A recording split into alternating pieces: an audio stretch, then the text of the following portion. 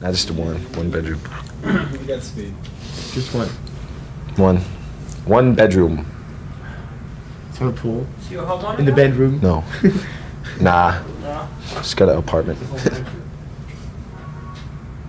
Tell me about your lifestyle. I mean, like you just mentioned, you have an apartment. I mean, Yeah, I finally are you gonna, found like, one. Have a mansion someday, or what? I kind of doubt it. 2 rooms would be enough. One for all my junk and one to sleep in. Yeah, all I need is a room to put all my toys and comic books and guitars and a bedroom. Go play in. Playroom. Tell me about your comic collection. Things like that. Just collect old comics from 30s, 40s, 50s, 60s. And then new comics too. They take up too much room on the bus. So when Kirk's not there, we go out and sell them. That's where they went. Is that what you do, like in your spare time on tour? I mean, do you ever... Yeah, well, I mean, you roll into a city, like, check out local comic stores, buy toys, that sort of thing. That's what I do in my spare time when I'm at home, when I'm not playing guitar or whatever. We've got a couple of, we do a segment called Addicted to Style, about fashion and things. No! I know you guys are like real high on the GQ list, like I told Lars. Yeah. Lovely. Describe your style. What? Just hate shopping for clothes. I hate trying to match colors, so I just wear black and white.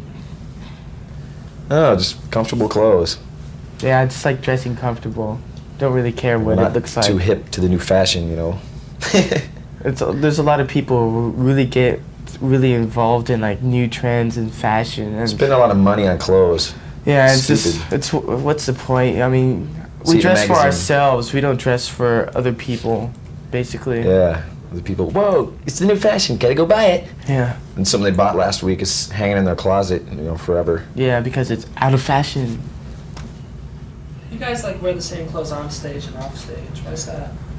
Not the exact same ones. We wash them It's- in between. Just kind of tend to smell bad. Yeah. They're comfortable clothes.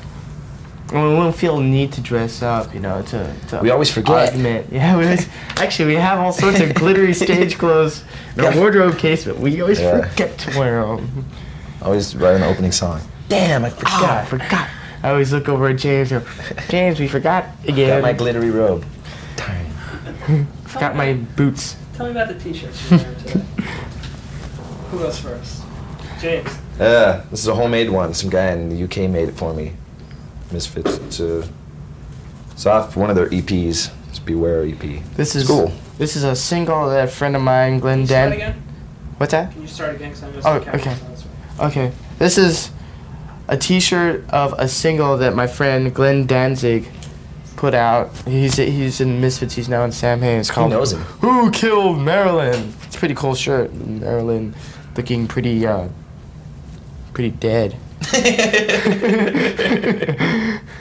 I mean, it's just we like wearing shirts of bands, you like, you're particularly supportive of, Free And, stuff, Right. The Misfits graphics are really cool, like the Yeah. whole horror thing. Got It's about- really cool. Got about 200 shirts at home. And we wear. I wear 5. Yeah. The Yeah. rest just sit there. 'Cause when I pack to go on the road, I just pick out 10 shirts and throw it into the suitcase. I'm ready. Let's go. Come on. Tell us about your manager, like buying the whole band like 1,000,000 socks to wear. How'd you know about that? There's socks I really don't like, too. Yeah. The kind that don't even go over your ankle. Ugh. So- Lars likes them, though, because they got little tennis rackets on them. It's because we used to always get all our socks mixed up with each other. You go into a tour with like 10 perfect sets of socks, and you go out of the tour with all mismatched socks and stuff. So.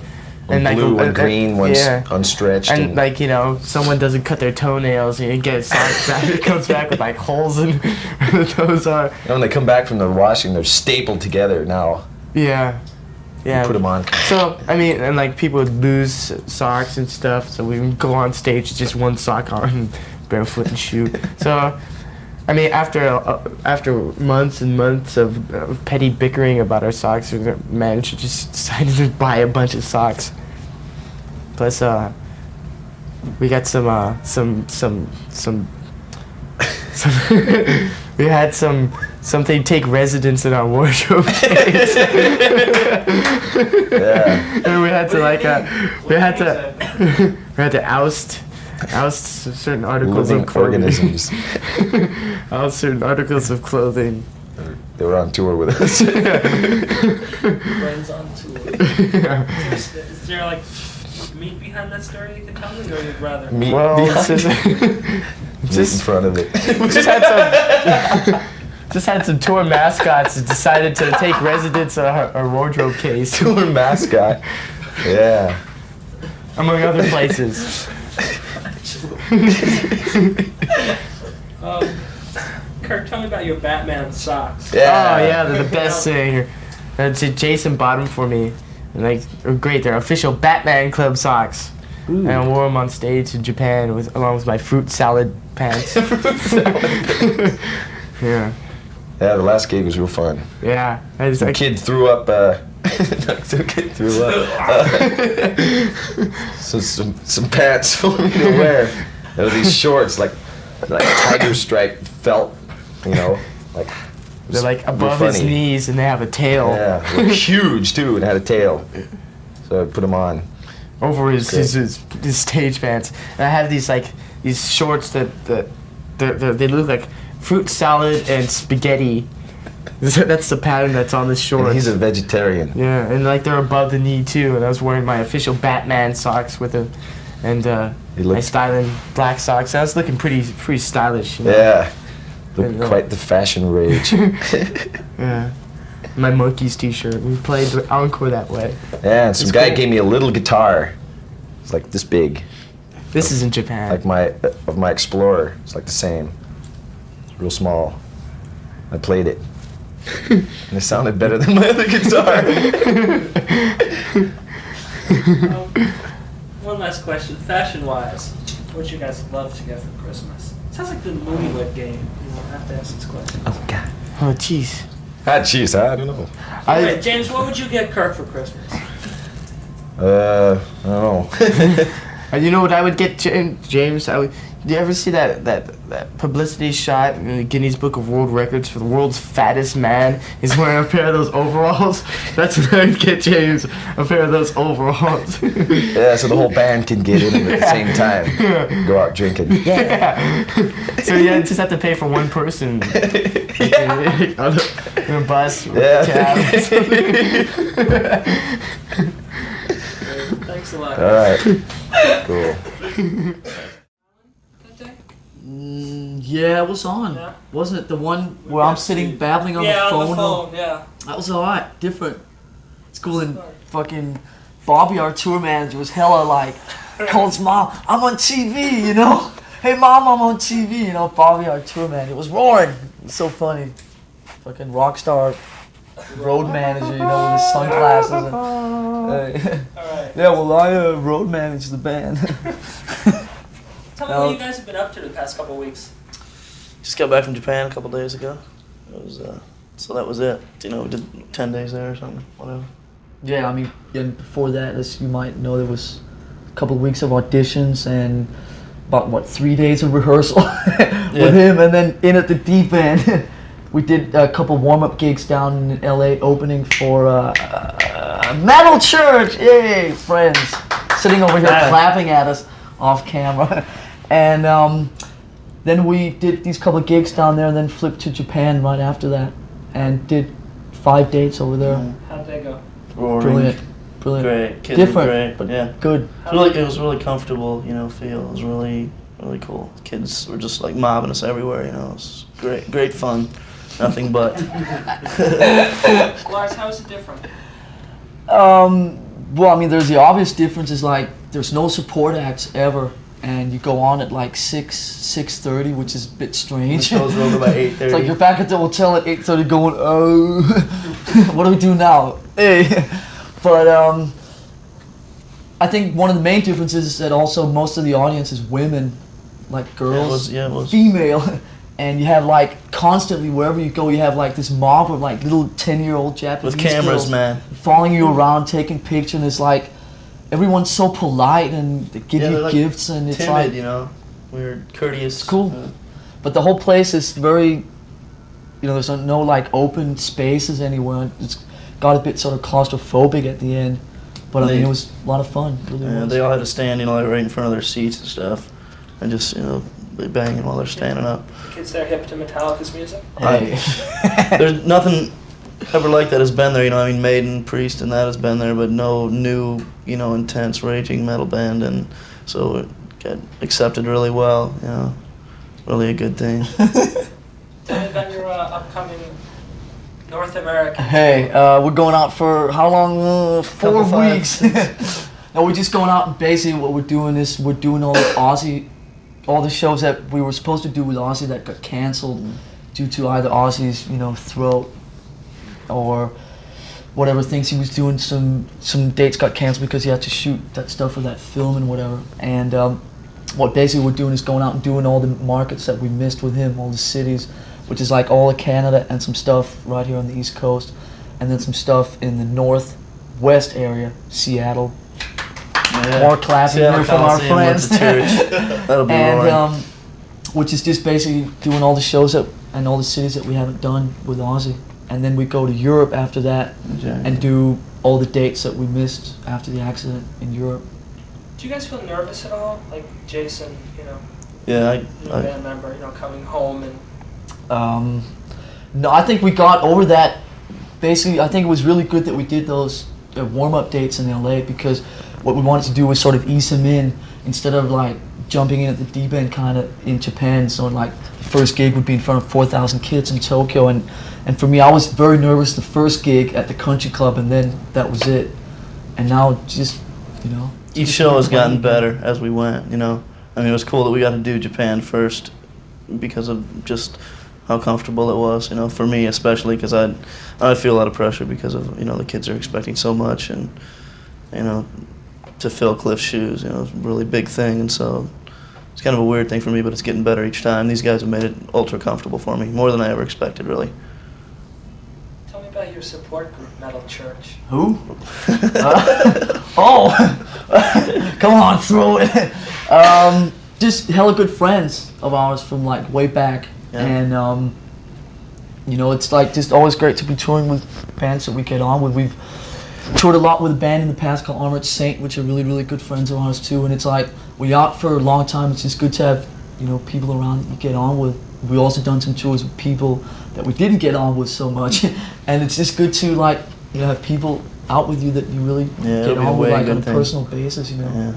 And they're also opening for us on all the European dates. So we'll be with them for like the next 8 years. Fun for all. one big party. They're pretty much a no-nonsense band, just like you guys are. It must be like a nice compliment. Yeah, I think they're... Yesterday, I was talking to someone in an interview, and he asked me like what bands I thought had the sort of same vibe as us in terms of the way we come across and the way we present ourselves, and just sort of like general things. And the first band I mentioned was Metal Church. I mean, they're just like us. Drunken idiots trying to stay on time. How's this tour going to compare to the tour you guys just got off of with Ozzy? Well, obviously it's different. I mean, the main difference is obviously that we're headlining, and we play, you know, an hour and 40 usually when we headline. And on the Ozzy tour, the whole day-to-day vibe it's a bit different when you sort of only play 50 minutes a night, and when you go on at 7:30, just the way your day is sort of scheduled in or whatever. It's like just different when you headline. But I mean, both of them are obviously a lot of fun. It's a bit more of a sort of challenge. You have to sort of watch, you know, not to drink too much. Sure. When you headline, get a lot of sleep, because I mean, when we play an hour and 40, we can really tell the difference in sort of just how we feel, you know, day to day and stuff like that. And the energy level's still going to be the same, so you gotta pace, you know. One of the cool things also is that we're playing some smaller places, obviously, than we did with Ozzy, so it's good to feel, you know, that Yeah, the energy exchange will be really closeness strong. with the kids, instead of like, hey, we know there's 40,000 of you out there, but we can't see any of you, so we might as well just play to ourselves. I mean, it's just, I mean, we feed a lot off the energy and the feedback that we get from the kids. It's like we throw it out at them, they throw it back at us, and it's like a circle that just sort of goes.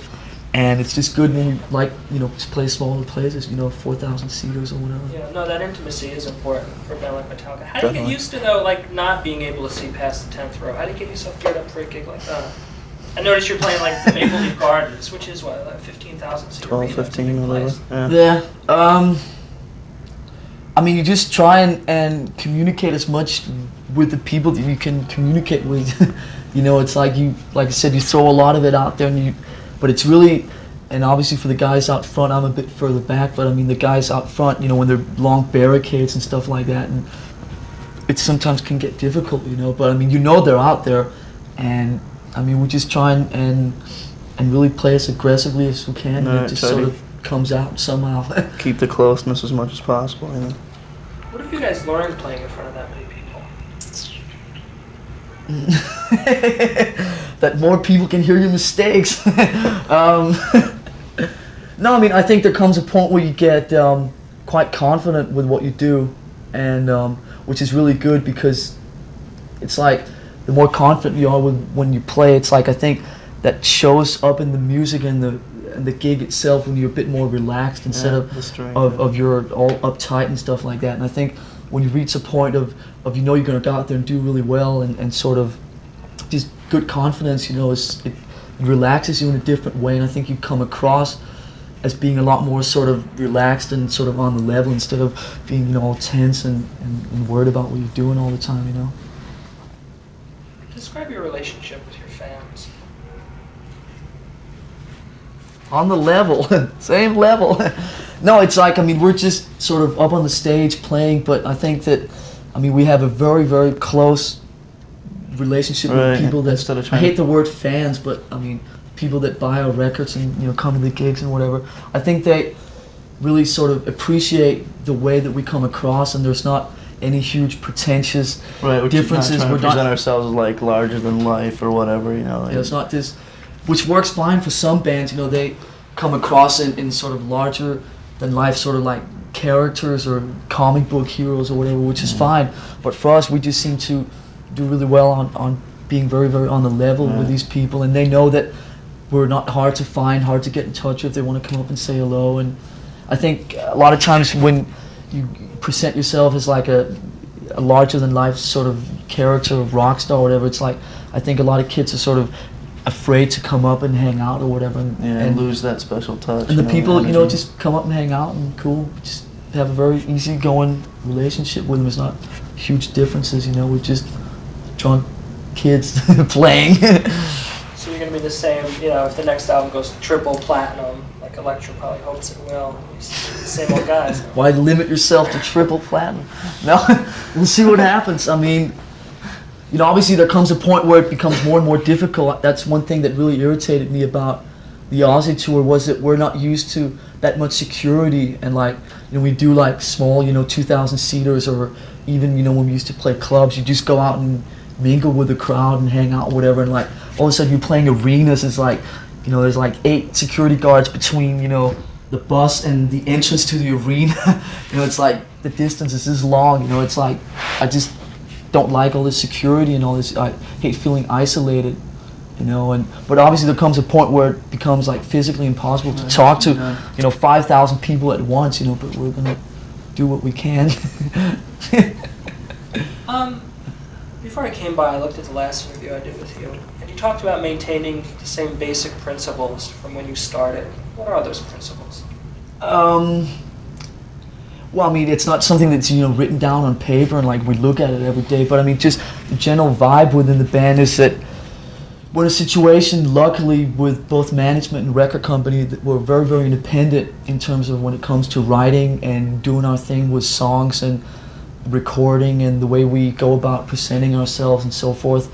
And I mean, some of those quote-unquote principles are that we just really like that independence that we have from the sort of business associates, and it's just sort of great and very satisfying to be able to do what we want, and Not do it having the to way we want to do it, conform. and just go about sort of making a lot of these things the way that we feel that we should do them. And I think some of the other things are that we really want to stay where we are in terms of who we are as people, and like I said, it's really irritating with all the security, and you just want to stay who you've always been, and those are just some of the things that we try and do. You mentioned freedom and independence. How important is that to you guys?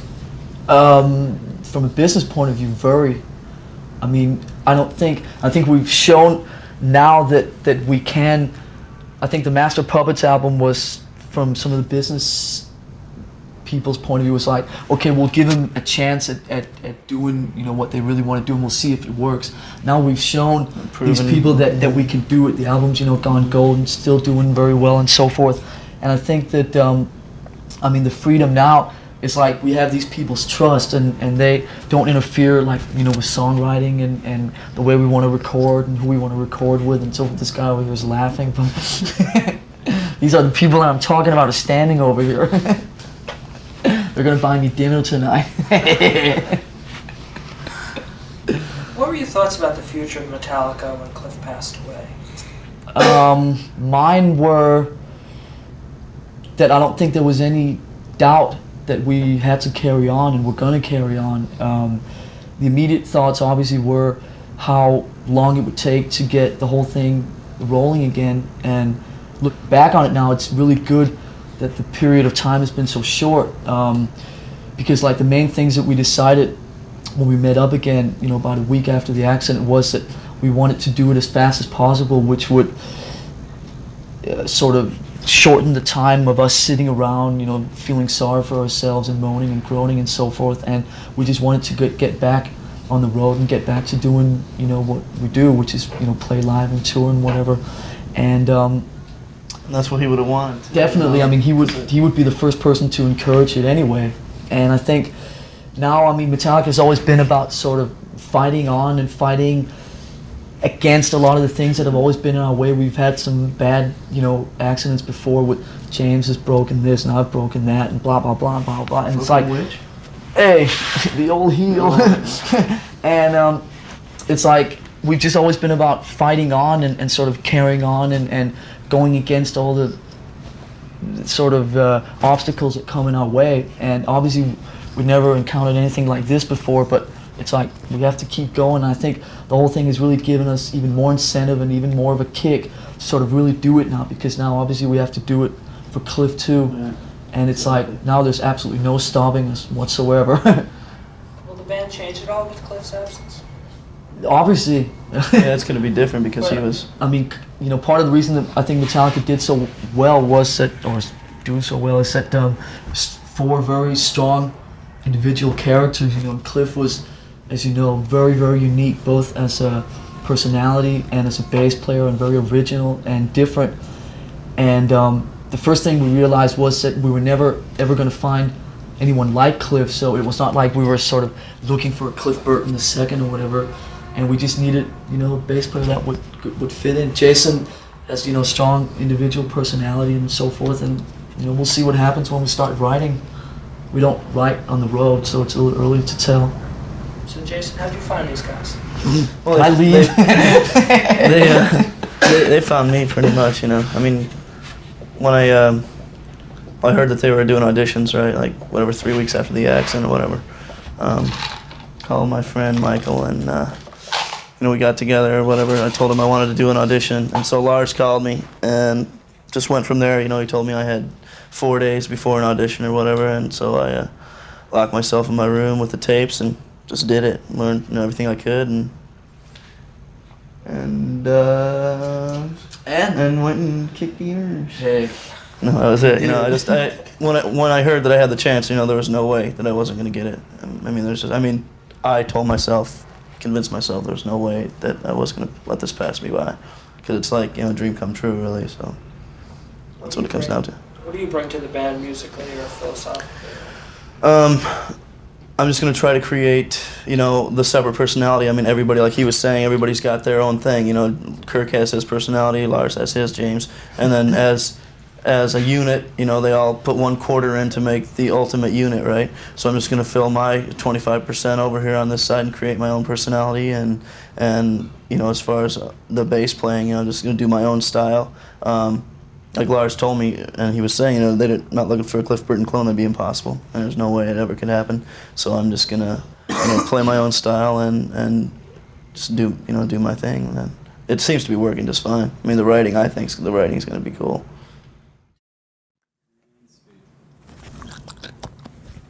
Where were we? Your background. Okay, I came from a band called Flotsam and Jetsam out of Phoenix, Arizona. We just put out the first album back in the summer.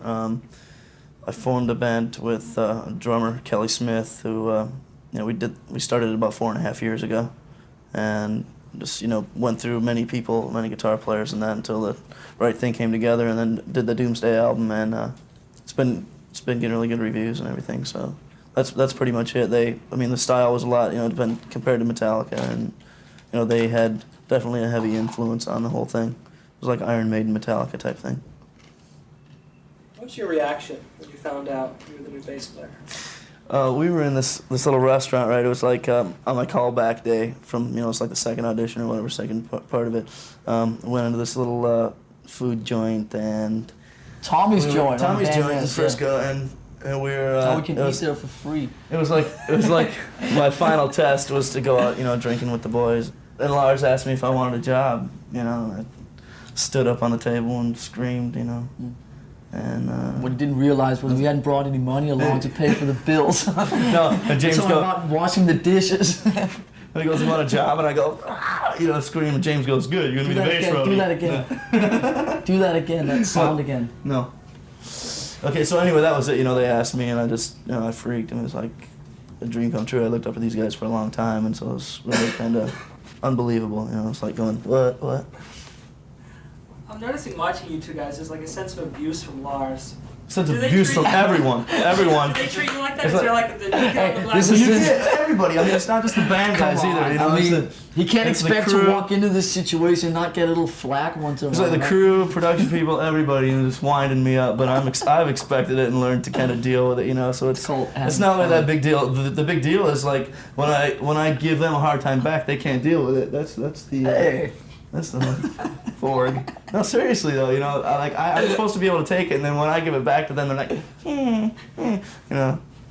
But it's, I'm expecting it's getting better. At first, it was really harsh, but now it's all right. Lars, how important is having fun? That's it. all about. That's it. Feeling, and fun. That's what it's all about. What's in store for Metallica in '87? Well, first we make up all the European dates, like I told you before, and all the remaining dates that were canceled, and then it's just back to writing and recording the next record. It's a little early to really say much more than that. I mean, we're just going to start writing and getting the ideas together and so forth. We've been talking all year about trying to shorten that whole period, but we'll have to see what happens, because last time it took a year to write and record, master, and there was a lot of time, not wasted, but I mean there were places where we maybe could have moved it along a bit faster. So we'll see what happens. It's easy to sit and say this now. You feel any pressure to match the success of that album? Not right now, no. I think it's just going to be a sort of, because on each album we sort of just progress in whatever way that we feel like, and like I told you before, there's no pressure from any sort of business people or anything to do something specific. So I mean, because of that freedom, we can just sort of go in whatever direction we want, and it should be interesting to see what happens in the next How do you guys measure success, or do you care?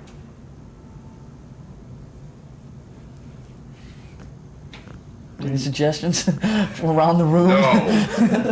No. It's just cool that I mean, it's not something we think too much about, obviously, you know, on a day-to-day basis. But I mean, when people ask, it's like it's cool that we've been able to do it our way and not really sort of. We haven't really had to change or alter what we do to suit anyone. There's not been any changes made in anything that we do to sort of cater to anyone else's needs, and that's very satisfying that we've been able to, you know, go gold in America, Canada, and so forth, and sort of really know that we've done it our way. That's not been any compromises to do anything, you know, to sell more records or to whatever. To please and that's somebody very else satisfying. or what? Yeah. And I mean, that is success to me, which, you know, that's cool. I think the new stuff is going to be way good. I mean, they're going to be up to standard from even just a little bit of stuff that I've heard, you know, that like James and Kirk are coming up with. It's going to be easily up to standard. There's no doubt. Being that weird television, tell me about the new video. Oh yeah. What do you mean you didn't get it yet? This is it. What, you didn't get? You're not playing it? What, the tape didn't get there? Maybe Yeah, it got what's going lost on? in the mail or something. Hey, no videos.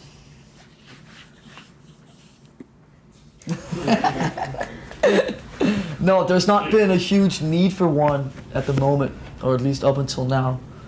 And we keep saying, well, next album we'll do one. So let's see what happens. What about doing something like a live thing for your fans? I'm sure there's a demand for it. Yeah, we Yeah. actually talked about that too at one point. But I don't know, it never sort of, we always talk about this in the back lounge at the tour bus with our manager, but never seems to get any further than that. That would be the cool thing, a live one, any kind of studio type thing would be, you know. Lars, I Really read not. in the article in Spin Magazine, interesting bit about your open-minded parents. Tell me about that. My open-minded parents are just a little different than other parents, Just cool. I would say. Just cool. My dad's fairly different dad. He's still to this day got longer hair than I have. Long hella beard. long He's beard. a really down cool to his- guy though, way cool down guy. to his navel, and he was, you know, a tennis player, you know, all up through, you know, 50s and 60s, professional and traveling all over the world. So I had to like travel a lot in the early days when I was growing up, and he was in the same sense that I think that Metallica is very sort of different from the rest of the sort of normal heavy metal stuff or whatever. He was like the very different tennis player on the predominantly very white and conservative tennis circuit, you know, back in the 60s and the 70s, and was sort of the different one and sort of the hippie guy with the long hair and with the different attitudes and so forth. And it was just different kind of upbringing, different parents. My mom still can outdrink me any day of the week, and even James too. And you know, cool parents. What was their reaction when you brought home Kill 'Em All and said, look, Dad? No, I mean, a lot of that stuff in the early days, you know, with the demo tapes, and I mean, me and James used to do a lot of that ourselves, and we used to do it over at my house, and so it's not like I brought home Kill 'Em All and here, hey, look what I've been doing the last 2 years. I mean, they knew what was going on. They just, I mean, encourage what I do and sort of really support me with what I want to do. There was never any pressure for me to sort of follow in my dad's footsteps and be a tennis player or anything like that, even though it would seem very like the obvious thing for me to do because I was brought up, you know, in 10 years traveled on the tennis circuit, you know, and whatever. But I mean, they're just sort of encouraging me to do what I want and He be always happy with told you to practice to the hilt and just everything. Jason, how about your parents? the hilt. You know, What does like that the mean? fullest, you know, like. The hilt. My parents are. New words there every day. You know, at first when I first took off from Michigan to, you know, be a rock bassist or whatever, right? It was totally against their wishes. And you know, the Flotsam's thing started happening, and they were real happy about that, you know, and started, you know, backing me, and now that this Metallica thing has happened, they're just, you know, ecstatic, just, you know, really proud, really happy. Just one more thing. We're doing a segment called Addicted to Style, which has to do with, a lot with fashion and things. I know your band is like real high in the G. Okay. right? Yeah. So I'm just going to ask you a couple questions on that. Visually, describe your style. Visually, comfortable. That's it. That's it, man. Comfortable. As far as I'm concerned, I mean, which is like been one of the basic ingredients in this band the whole time, is that if you can't do something different and original, then don't even do it at all. And I mean, it became very obvious very early that there was not really ever going to be any huge flashy image or anything like that. And I mean, to follow and just do what every other band has done would be stupid anyway. And just, I mean, for us, the main thing is just to be comfortable. Be ourselves, really, you know, not put on any kind of front or makeup or whatever stupid What you see is what it's all about. It's real. This is like what we actually wear even outside of this interview.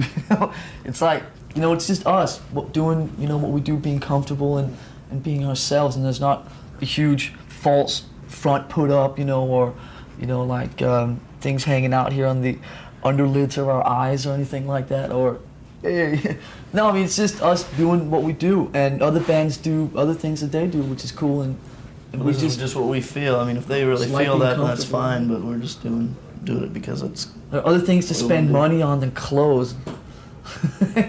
Describe to me what you're wearing. I have on a pair of Nike running shoes with it says Nike Air on Mine them. too. Nike Yeah. Air. Air, you know, Yeah, so Air. I don't know where the air is hanging out, but they're very, very comfortable.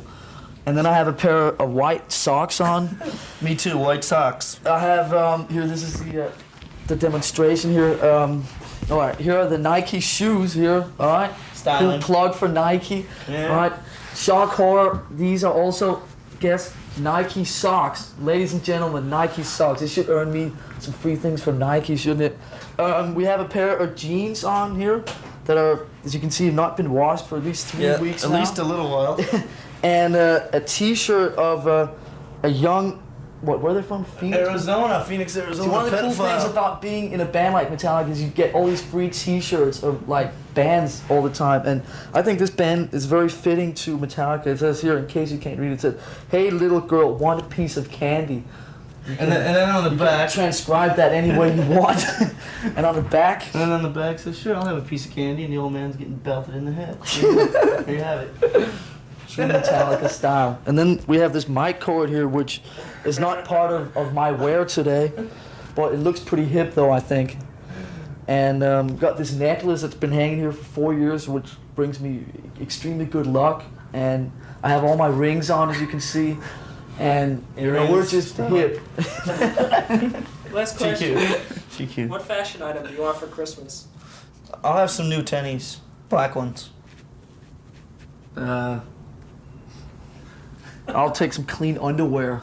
Can you say that in a full sentence for Christmas? For Christmas, I want fresh underwear. Thank you guys. See ya! You know that's the first roll-in they're going to pull from this interview.